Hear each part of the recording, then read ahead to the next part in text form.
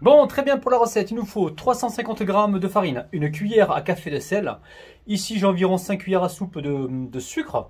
On va mettre tout de suite un sachet de sucre vanillé, un œuf. Ok, donc 350 g de farine. Ici, j'ai 120 ml de lait tiède.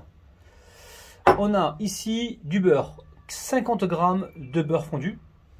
Et j'ai ici, alors, un sachet de 5 g de levure sèche boulangère. Sinon, vous prenez 15 g si vous avez la levure fraîche. Donc 5 grammes mélangés, 5 grammes de levure fraîche, non sèche boulangère, mélangée à 2 ou 3 cuillères à soupe d'eau. D'accord? Donc là c'est simple, regardez, dans un premier temps ici, on va venir comme ceci mélanger. Alors, j'espère que cette luminosité vous plaît, sinon je vais retravailler ça, il n'y a aucun problème, hein, d'accord? J'ai changé de secteur, changé d'endroit, pour essayer de vous apporter donc la qualité la plus efficace possible. Ça se dit ça ou pas? La qualité la plus efficace, je sais pas. Ok, donc là, regardez, on a mélangé avec la petite fourchette.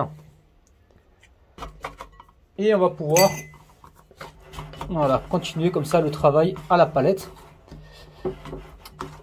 On peut travailler à la main une fois que tous les éléments sont rassemblés. Hein, d'accord, ça va éviter d'avoir les mains qui collent.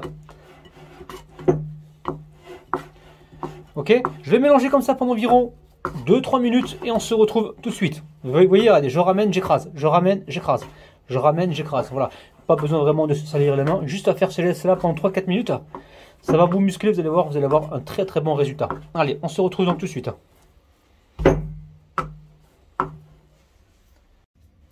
Ok, après avoir pétri, on met juste un petit peu de farine, pas beaucoup. On vient comme ceci. Allez, rassembler la pâte. Et on va venir filmer donc la préparation tranquillement. Et on va laisser pousser pendant 2 heures, 3 heures. Toute la nuit si on veut, voilà, dès que ça double, triple de volume. Attendez, elle ne me plaît pas la pâte là. Moi j'ai l'habitude de bouler un petit peu la pâte, voilà, de l'étirer un petit peu avant de la laisser reposer. Hein. Voilà, là elle me plaît un peu plus. Ok. Voilà, prenez soin de votre pâte, prenez soin de votre boule si vous voulez qu'elle vous le rende bien. J'ai essayé de faire une belle phrase mais je me suis complètement planté. Allez, c'est pas grave. On laisse ça reposer, on se retrouve plus tard. Bon, la pâte a poussé les amis, hein. On va récupérer le papier film. Alors, on met un petit peu de farine comme ça, ok, et on va récupérer ici notre corne et on va venir dégazer la pâte. Allez, on transvase tout ça directement sur le plan de travail et on va diviser la pâte.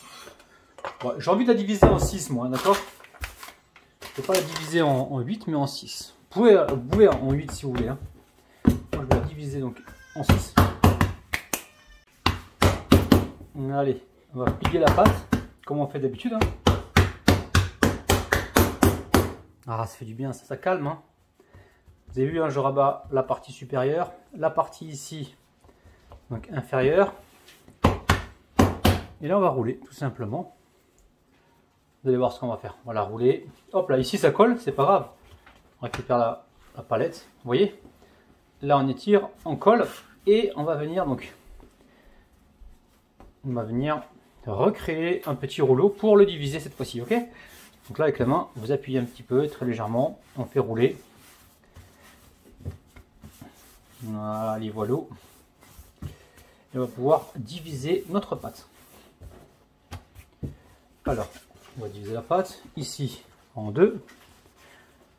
Et à chaque fois en 3. Donc ici,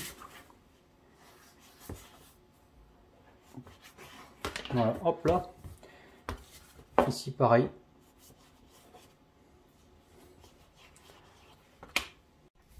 Allez, on va pouvoir bouler les pâtes. On va les bouler rapidement. Ok, donc là pour les bouler c'est simple. On étire la pâte comme ça. Et on va venir, voilà, bouler tout ça sur le plan de travail. Une fois que c'est fait, on dépose ça sur le côté et on recouvre de plastique. Ok. Pareil ici, on va venir étirer la pâte. Alors, on forme déjà la boule comme ceci et là on vient finir de bouler. Ok. Bon, c'est simple. Qu'est-ce qu'on fait? On récupère ici donc la pâte. Ok, on va venir se huiler les mains très légèrement. Alors, on récupère et l'huile très très légèrement. Oh, si je casse la vaisselle, ça va pas le faire. Alors, allez, là j'ai un peu d'huile, je mets l'huile les mains très légèrement et je viens juste aplatir la pâte. Ok, on va aplatir comme ceci. Alors, je vais essayer de ne pas utiliser le rouleau. Maintenant, si vous voulez utiliser un petit peu le rouleau, c'est vous qui voyez. Hein. Là, l'idée, c'est de l'aplatir un petit peu et on va les laisser repousser une deuxième fois. Et ensuite, on pourra donc frire tout ça. Ok? Alors, on aplatit comme ceci. On va essayer de garder la forme ronde.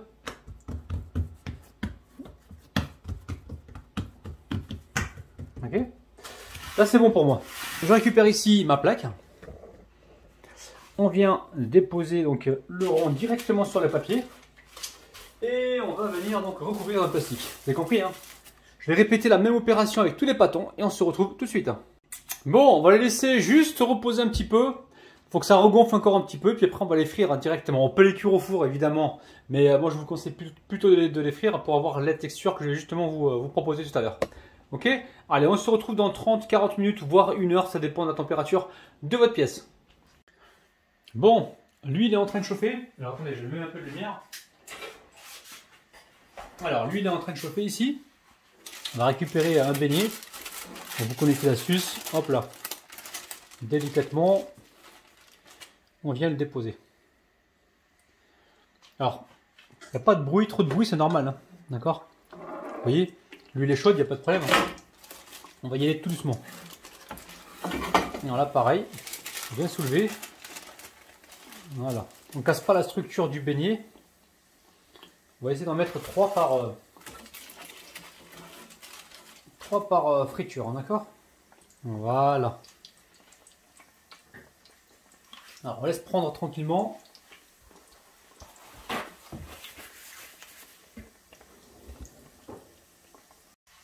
Alors, l'idée, c'est de regarder en dessous de temps en temps.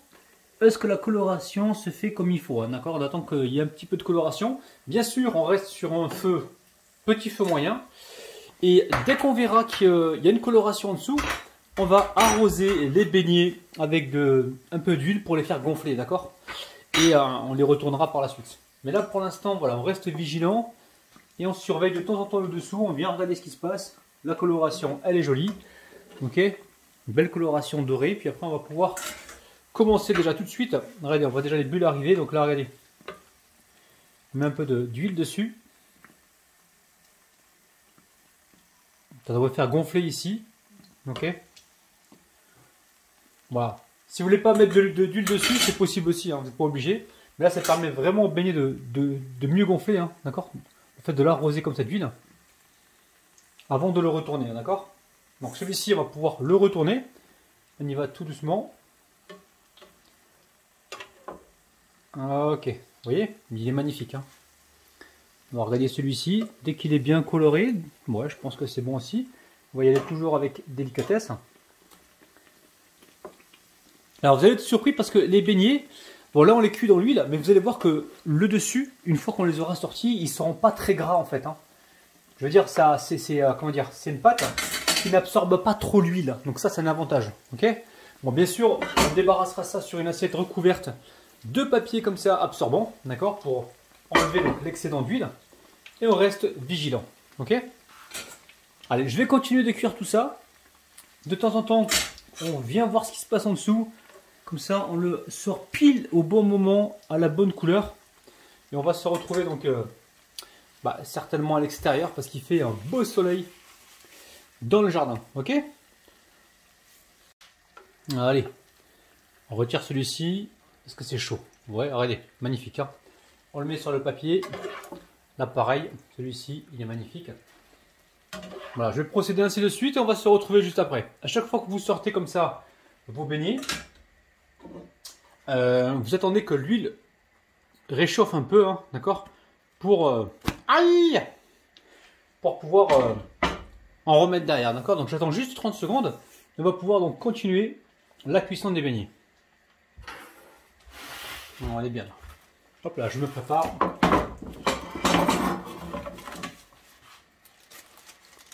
Mais ça va être bon. Allez, hop là.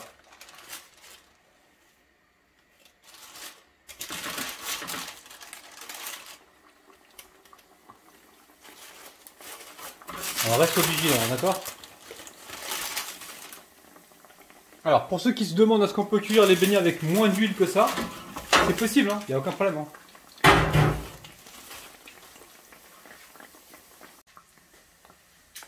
Alors ceux-là, ils ont bien gonflé, donc inutile de les arroser. Ok, regardez comment ils ont gonflé. Waouh!